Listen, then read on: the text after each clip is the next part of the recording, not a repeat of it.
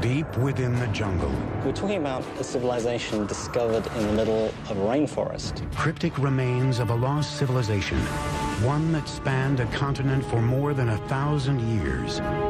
They definitely had attributes of the supernatural. They were the ancient Maya. Their rulers filled vast cities with sky-high pyramids, ornate palaces, and lavish plazas. They were masters of their environment. They were very resourceful in figuring out how to harness the energy, creating amazingly sophisticated works of art and engineering, and sustaining a civilization for 1,500 years. Then, after generations of prosperity and innovation, the ancient civilization collapsed, turning bustling cities into ghost towns to be reclaimed by Mother Nature. Centuries later, answers to the mysteries surrounding these majestic people and the godlike kings who ruled them tell a story of conquest, ingenuity, and disaster.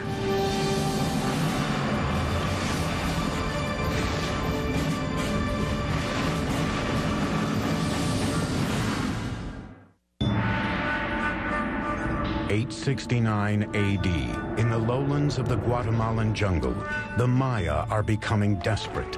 Food and clean water are dwindling. Thousands of people are starving. And malnutrition and disease are ravaging the population. The Maya no longer trust their divine rulers to appease their gods. Political turmoil plagues the kingdoms, and one by one, the great city-states are being abandoned. The ancient Maya civilization is crumbling. City after city, area after area begins to fail. Cities are abandoned, kings disappear, and what had been classic Maya culture really comes to an end. What happened to this great people? Even today, scholars are still mystified. We know that people began to disappear. The question is, how did that happen? The answer may lie in complex hieroglyphics known as the Maya Code. A hieroglyph is a complex way of conveying all the information that Maya people could think or express, and is the only example in the Americas of a complete, complex system of writing. Today, these cryptic symbols reveal a history of brutal warfare, larger-than-life rulers, and the rise and fall of an enigmatic people. Hi, I'm Peter Weller, and I'm standing on top of this beautiful temple deep in the rainforest of southern Mexico near the border of Guatemala, and this is the heart of the civilization of the ancient Maya. For years, archaeologists believed that the ancient Maya were peacefully separated into 40 or so independent city-states, each with their own dynasty of kings.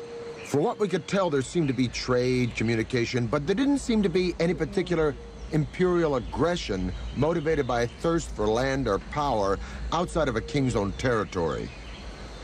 But in the last half-century, these theories are starting to fly in the face of a different story, because hieroglyphs like this one, the remnants of the ancient Maya's advanced writing system, are painting a whole new picture. The touchy-feely 1960s and New Age ideas of a gentle and loving people are being fast replaced by a much more complex reality of city-states, butting heads, and bloody clashes. And now we have evidence that brutal battles and human sacrifice were fundamental components of life among the ancient Maya.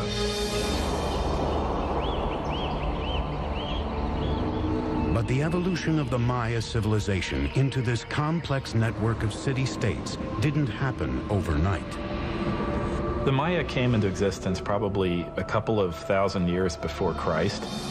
By 500 BC, population was on the rise, and small communities were turning into the first major Maya sites located throughout Central America. Fully organized kingdoms were ruling the region by 250 AD, with mighty rulers at the helm. They had powerful rulers. They were in competition with each other, and sometimes this competition led to war. For the Maya, it was war led by kings in the name of the gods. Maya kings were people like us, but for the Maya, they definitely had attributes of the supernatural. The price of devotion had brutal and sometimes deadly consequences. People owed a blood debt to the gods. It wasn't that they didn't regard human life or human blood highly. Quite the contrary. Human blood and human life was the most precious, the most sacred thing that could be offered to the gods in order to repay the blood debt that was incurred at creation. Bloodletting and human sacrifice dominated the king's strategic thinking. They picked allies and attacked neighbors, all with an eye on appeasing their deities and staying autonomous. Unlike Rome, in the case of the Maya, we're not dealing with one empire. Instead, we're dealing with a series of rival kingdoms. By the 3rd century AD, Maya civilization was flourishing. No one city ever succeeded in dominating all the others, but one seat of power was on the rise. Its name was Tikal. Tikal is one of the few cities that goes strong in the pre-classic period before the time of Christ. And then it just continues pretty much unabated all the way until the end of the classic period. This is a city that never really lost it. But in the 6th century, a rival power named Calakmul threatened Tikal's success. The Maya had these two great dynastic capitals, Calakmul and Tikal. Those two cities essentially locked horns. It's really Calakmul that seems to engage in this action in which they engineer alliances all the way around Tikal, essentially boxing in their enemy. It would be up to an ambitious and visionary leader to build a center of military power, one that would take on Calakmul. His name was Yakin Khan Kawil. He would construct one of the most iconic structures of the Maya, a pyramid that would stand the test of time, the Temple of the Giant Jaguar. The most valuable monument was one that took a lot of effort. So a big temple pyramid is an indication of your power, your strength, your prestige. It's a way of drawing people into your city because it shows what an awesome, powerful ruler you are. Building in semi-tropical environments with rudimentary materials was a unique challenge, especially when the goal was to build vertically using Stone Age technology. Most of the technology that we associate with big stone constructions were unknown to the Maya. They did not have beasts of burden. They didn't have metal tools. What the Maya did have was a virtually unlimited supply of malleable limestone and a great deal of manpower. Your labor was one of the things that you were required to give to the king on an annual basis. Blocks of limestone were quarried and then pushed, pulled, or carried by sheer force to the construction site. They used something that we call the tump line, and this is a rope that would pass around the forehead, and in that they could carry, literally at times, hundreds of pounds of debris. Level by level, the pyramid was built skyward. Wooden scaffolding supported the laborers and the structure as it expanded. Skilled masons shaped the limestone with stone tools and wooden mallets. Though the interior was filled with unrefined rubble, the exterior was deceivingly manicured, covered in a strong mortar known as Maya stucco, and painted red. Even though they knew of the wheel, even though they knew of metal, they elected not to make practical use of either of these things. And I think in part it was because in their worldview something was much more valuable if a lot of human labor went into it. At nearly 150 feet, the Temple of the Giant Jaguar emerged, facing west toward the setting sun. The ancient skyscraper would command the attention of all who set foot in Tikal's Grand Plaza as a symbol of power and redemption. But Yakin Khan Kawil's engineering marvel was just the beginning. In 736, Kawil had defeated his ultimate rival, Calakmul. Then, in 743 and 744, he attacked and eviscerated two critical Calakmul allies that surrounded Tikal, El Peru to the west and Naranjo to the east, and eviscerated two critical Calakmul allies that surrounded Tikal, El Peru to the west and Naranjo to the east. Finally, the suffocating noose that had once strangled Tikal was broken. In celebration of this, he builds a whole series of major expansions to the palace, new pyramids. And when we look at Tikal today, in many cases, we're looking at the fruits of that success. He may have even launched the construction of the tallest of Tikal's structures, Temple 4. Made of 250,000 cubic yards of stone, the massive pyramid stretched more than 210 feet, or 22 stories high, nearly as tall as the towers of the Brooklyn Bridge. It jutted far above the dense rainforest canopy, with a 180-degree view of the city. In the distance, other Maya cities were also ambitiously building toward the sky. But at this moment, with King Yakin Khan Kawil at the helm, Tikal was the unchallenged powerhouse of the Maya civilization. But Tikal was not alone. Out of sight, about 250 miles to the west, another dynasty is forging the construction of a great acropolis.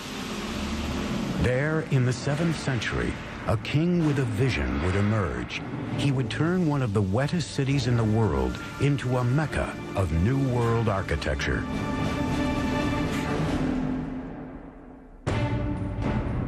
The view from the top of Temple 4 at Tikal was the backdrop for the Massassi temples in the movie Star Wars. 611 AD, on the outskirts of the Maya world in southeast Mexico, a city by the name of Palenque is on the ropes. It launches a last-ditch defense against regional powerhouse Calakmul. Palenque's forces are overwhelmed, and the king is killed with no male heir to the throne. Because Maya kings were thought to be divine lords, their lineage is key to survival. The end of a dynasty usually spelled disaster. Yet at this critical moment, one of the greatest building campaigns in Maya history was about to begin in Palenque, and the king behind it would remain unknown until the middle of the 20th century. In 1949, some of the questions regarding the mysterious dynasty of Palenque are answered when archaeologist Alberto Rusluye is excavating this 75-foot high temple, now called the Temple of the Inscriptions. Now, I'm in pretty good shape, but those guys had headdresses and big robes, obsidian knives and swords. I thought I'm in pretty good shape, for an old guy anyway. But I don't know how they did it. And I don't know how Alberto Rusluye did it. But I still got a lot to go. And when he gets up into the sanctuary, he looks around. And he notices on the floor a row of holes covered with stone stoppers, and he figures out that these holes were made for ropes in order to pull up the slab, just like I'm on a trapdoor. So he pulls up the slab, this one exactly, and he follows a steep staircase filled with dirt and debris. He's never seen a Maya pyramid like this before, so his men start digging and digging and digging into the unknown. The wet stairs are very slippery from the moisture and time and the rain from the forest, and he finally gets down to a plateau. And he notices that the whole pathway doubles back and then continues, and he finds hidden doors, secret passageways, signs that a lot of thought and calculation went into building this structure. Finally, after 3 years, after 3 long years, he gets to the bottom of this 80-foot stairway, and there he sees a small corridor. And in the corridor is a stone box, and in the box are 6 skeletons, the remains of souls who were sacrificed to protect the person for whom this temple was built. But he still doesn't know who that person was. And then he finally sees a huge door, a massive triangular stone. So his men and he open it, and then they go in. And behind this huge triangular door is a vaulted crypt about 30 feet long and 23 feet high. And inside the crypt is this massive sarcophagus carved from one piece of limestone. And on top of this sarcophagus is this magnificent lid with these expertly carved images of a king. Along this edge, by the way, which is covered with cinnabar, this red stuff, is poisoned to the touch to keep looters from coming in here and ruining it. And by the way, if the ancient Egyptians might have used this, we might have had more antiquities coming out of that country today. But along this edge is the image of a shield. And up in the sanctuary is another image of a shield. And the ancient Maya word for shield is Pakal. So Alberto Ruz had discovered the tomb of the most important Maya king, Pakal the Great. Pakal's ascension to the throne in 615 AD came during the most critical time for Palenque. With no direct heir, the elders of Palenque had turned to an outsider, a royal who lived outside the kingdom, named Lady Sakkuk. Now she returned to Palenque with her adolescent son, Pakal. The future of Palenque hung in the balance as the young boy was crowned king by his mother. He was just 12 years old. She sort of kept the throne warm for him for over 10 years while he was growing up. As the young king grew into adulthood, Pakal had to deify himself to legitimize his rule. He declared his mother to be the living embodiment of the first mother, who created humans and the gods. He then was the son of a goddess, an exalted position that removed any question of his legitimacy. He was almost certainly a charismatic fellow. He had to have been. He had no power base. He had to do it almost on pure charisma and determination. As a Johnny-come-lately, as someone who needs to prove himself, he's going to be as splashy as possible. And so he constructs the most gaudy buildings imaginable. He is establishing all sorts of new architectural patterns. To authenticate his lineage, Pakal set off on a building spree to revitalize his battered kingdom. One of his first orders of business, the renovation and expansion of the royal palace, an impressive structure that sits in the heart of the main plaza. More than 70,000 square feet, the palace would become a maze of galleries, chambers, stairways, courtyards, and tunnels, and was designed to reflect his ideas of grandeur. At first, Pakal's architects, like those throughout the Maya world, employed what is called the corbelled vault to support their soaring structures. Now, this was a pretty straightforward structure where a series of lines of stones of ever-decreasing height are laid on top of each other. So it forms really a kind of inverted V shape with a row of capstones along the top. But the corbelled vault left something to be desired. This basic construction limited interior space and light and forced architects to build walls wider than even the space it enclosed. Driven by a determined king, Pakal's engineers now looked for solutions to this problem. What the Palenque designers succeeded in doing was lightening the weight. They produced sort of honeycomb structures on the top of these buildings. They could make their spans wider, area, more light could come in. These innovations reduced the stress on the load-bearing walls, creating a more open and inviting feel than the traditional Maya buildings. Over 60 years, Pakal's builders became the best in the New World. But it wasn't until the end of his rule that Pakal commissioned one of the most complex and imaginative projects ever attempted by the Maya, the Temple of the Inscriptions. The discovery of the Temple of the Inscriptions changed all our ideas about Maya pyramids. They weren't supposed to be mortuary shrines. Inside, along a stairway leading down to the tomb, engineers built a psychoduct, or hollow tube. It's a conduit that allows someone on the top of the pyramid to speak into this speaking tube, and eventually you would be able to presume someone on the top of the pyramid to speak into this speaking tube, and eventually you would be able to presumably communicate directly with Pakal in his tomb. This 20-ton sarcophagus was built to last an eternity. This actually had a lid which was rolled off to one side, and there was a cavity for his body to be put, so that when he eventually did die, the door was sealed and the stairway was blocked. His architects and sculptors designed a coffin rich in symbolism, portraying the resurrection of Pakal in the afterworld. Royal scribes were ordered to draw a grid to accommodate 640 glyphs that would tell the story of Pakal's reign. Many Maya pyramids don't leave much textual record on them. The opposite is the case in the temple, the inscriptions. Everything about it, from these huge tablets on the summit to the information inside, proclaims that this is the final resting place of the founder of one of the great Maya dynasties. In 683, during Pakal's 68th year as king, the 12-year-old boy who grew to be one of the great Maya rulers died at the age of 80. He was covered in red cinnabar and adorned in lavish jewelry. A jade mask was placed over his face. Though the legacy of Pakal the Great would be hard to match, his son had been waiting on the sidelines for nearly 50 years.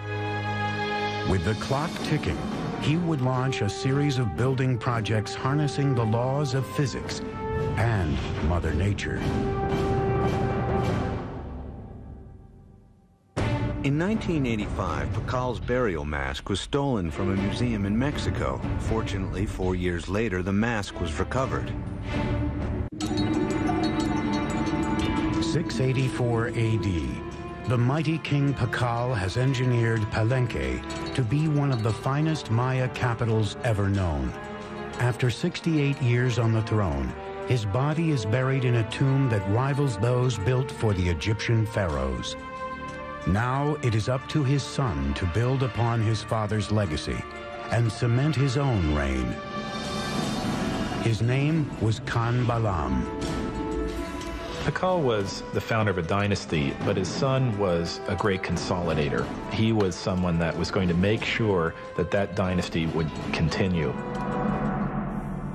The 48-year-old king immediately threw himself into an ambitious three-pyramid complex that would stand as his own monument for the ages. He designed and constructed the cross group, one of the most intricate and beautiful groups of ceremonial temples ever constructed in the Maya world. These are his memorial, and they tower above the palace. They look down on the works of his father, and in some ways, I think they represent a statement of individuality, that he himself is going to leave his imprint on the city, just as his father did. He ordered his engineers to build three intricate structures: the Temple of the Cross, the Temple of the Foliated Cross, and the Temple of the Sun. Khan Balam's engineers would take a giant leap forward, using sophisticated geometric calculations unsurpassed anywhere in the world, based on the Maya's creation of a complete number system. One of the many ways in which the Maya were ahead of their time was in their creation of what we would refer to as zero. With a similar combination of a shell which represented zero or completion, and then a dot, number one, and then a 5. By just placing them in different positions, they were able to multiply, and reach incredible numbers. The Greeks and Romans were tremendous engineers, theologians, historians, and so forth, but were very limited by their mathematical system because they didn't have a zero. So here you have the irony that they were able to produce great public works, philosophy, and whatnot, but were really pretty lousy mathematicians compared to the Maya. Khan Balam's engineers' advanced mathematical observations may have included the discovery of proportions like the square roots of rectangles and something called the golden mean, a naturally occurring proportion that can be seen in animals, nature, and even the human body as 1 to 1.618. measure a person from his head to his belly button, and then from his belly button to his feet, you get a proportion very close to 1 to 1.618, the golden mean. Some scholars believe this proportion has been appearing in structures for thousands of years at places like the pyramids of Giza in Egypt and the Parthenon in Greece. Da Vinci's Vitruvian Man is a study of this proportion, and some even say he painted the Mona Lisa using this ratio in her features. With nothing more than some sticks and a cord, Khan Balaam's engineers may have been able to measure the square roots of rectangles. In the Temple of the Cross, these shapes would be used to mark the two main piers of the facade, the width of the medial doorway and the interior walls. The golden ratio can be seen in the rear chambers and the base of the structure, with the side wall as 1 and the back wall as 1.618. By using repeated squares and natural proportions in the Temple of the Cross, a beautifully calculated floor plan took shape, full of geometry, mythological history, and a king's own legacy. But not all engineering in Palenque was done with an eye on the afterlife. Palenque's engineers also had to focus on more practical needs. One of the names of Palenque is Lacamha, which means place of great waters. We have 4 rivers running through Palenque year-round. We have dozens of springs. We have water everywhere. These riches came with challenges. Palenque was surrounded by steep hills, natural springs and creeks that carved their way through the base of the site, leaving only bits and pieces of flat, water-free land for building. Unlike most Maya cities, the problem facing Palenque wasn't how to store water for the dry season, it was how to deal with an overabundance of water. As you can see, everything is green here, it rains every day. So to meet this challenge, the city planners devised a unique way of diverting the pre-existing streams by building subterranean aqueducts that would channel the water underground, thus saving more land on top for cultivation. These tunnels were lined with limestone and they were covered with our old friend from Egypt and Greece, the Corbelled Vault. Series of protruding stones, one on top of the other, formed sort of an arch overhead. Now, these ceilings were so sturdy, they could support the massive weight of Palenque's giant plazas overhead. So the people were walking along with the water rushing underneath them, being diverted away from the city, just like it is where I live today in New York City. What's even more impressive is that there are signs that Maya engineers may have figured out a way to create water pressure. They built water tunnels that ran through the rugged terrain into the city, often directed uphill. As they got closer to the main structures, the pipes got incrementally smaller.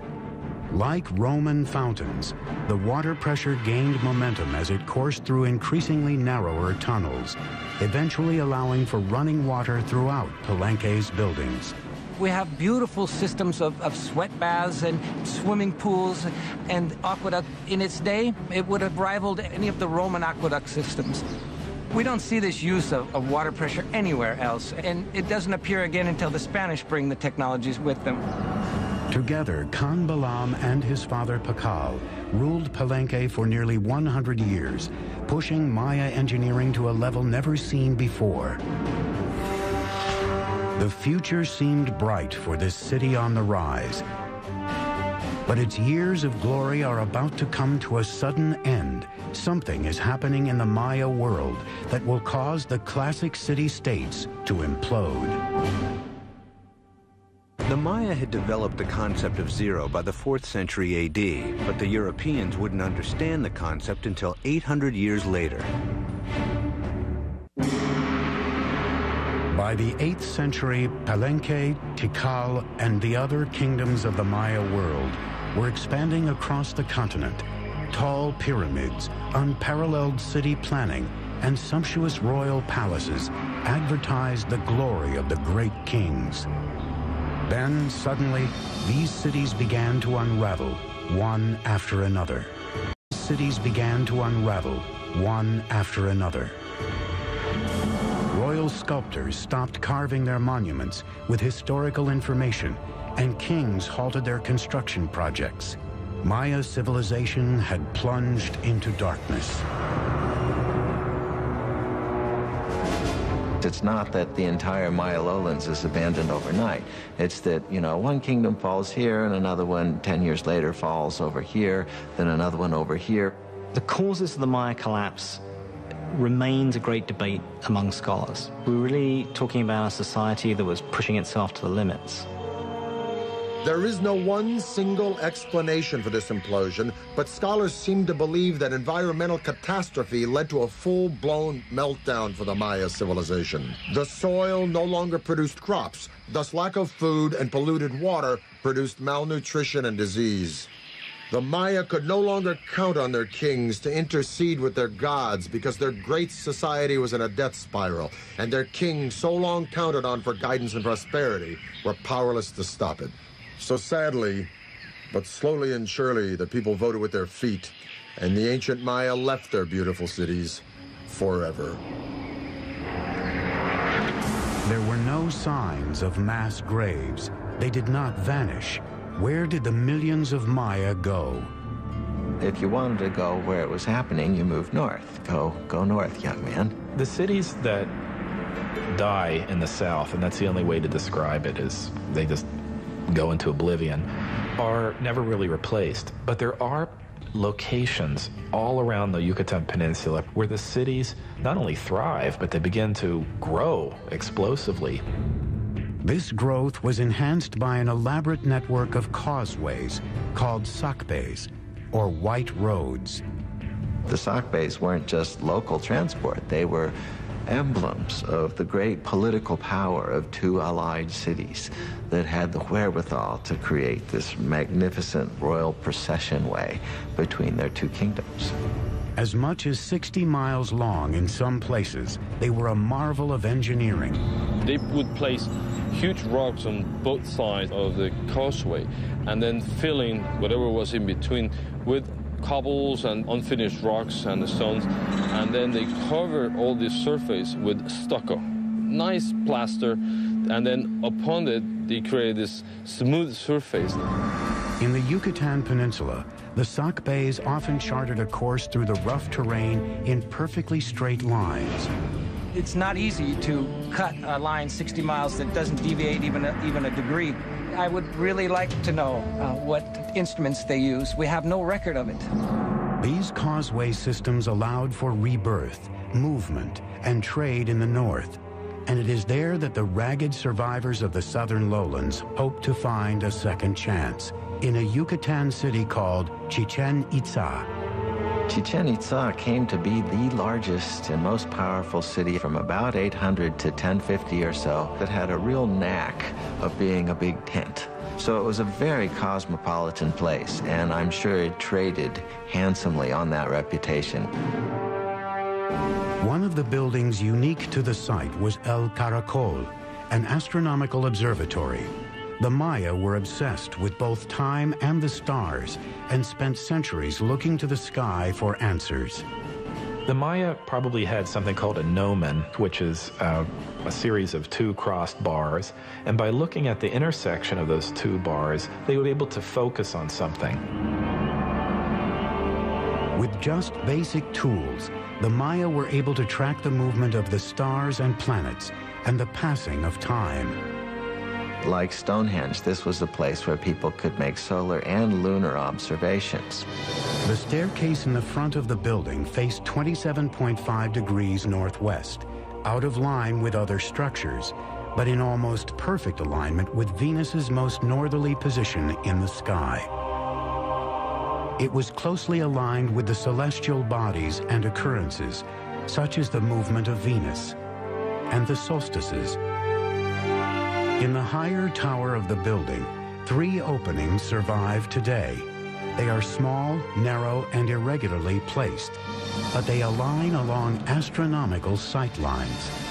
In the Caracol, we can see in its orientations, in its peculiar displacements, in its odd alignment of buildings, a focus on what Venus was doing at the time. Venus is a kind of variable. actor up there in the skies.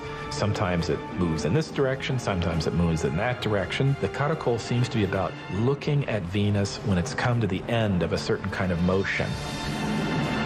This astute astronomical observation allowed the Maya to build their interlocking calendars that were more accurate than any other used in the ancient world.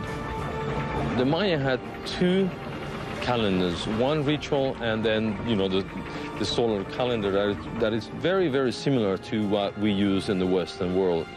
The Maya measured the solar year to be 365 days. Their measurements for the revolution of Venus and the occurrence of lunar eclipses were equally on target. In just 200 years, the Maya had achieved a rebirth in the wake of the catastrophic destruction of their southern cities.